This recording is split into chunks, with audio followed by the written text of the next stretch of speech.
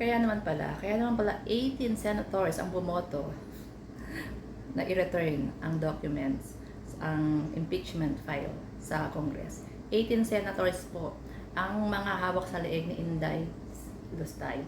Bakit? Takot na takot po ang mga senators natin hawak sa leeg ni Inday Lustay. Dahil nga po sa pork barrel. Kung matatandaan po natin, dahil po dyan sa pork barrel na yan, nasangkot si Jinggoy at saka si Bong Revilla. Kaya nga sila nakulong, di ba? Plunder. And kung matatandaan din po natin, nasangkot din po si Joel Villanueva.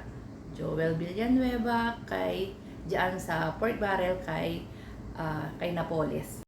Na hanggang ngayon hindi ko alam bakit hindi umuusad yung yung kaso ng kay Joel Villanueva, nasangkot siya kay Napoles. So kaya po, yan, hawak sa leeg ng mga Duterte lahat itong mga senators na ito. Dahil maaaring buksan uli ang kaso na iyan kay Jinggoy at kay Bong Revilla and itong kay Joel Villanueva. Dahil sangkot din naman siya sa pork barrel kay Napoles. Galing ng mga senators natin, no? Grabe ang korupsyon and pagdating sa hustisya, wala. Yan ang problema eh. Tapos sasabihin ng mga senators natin, mas marami daw problema na dapat unahin. Ang kauna-unahang problema po ng Pilipinas is corruption. Nangunguna na ang Kongreso at ang Senate. Dapat yan yung mga ahensya na dapat linisin.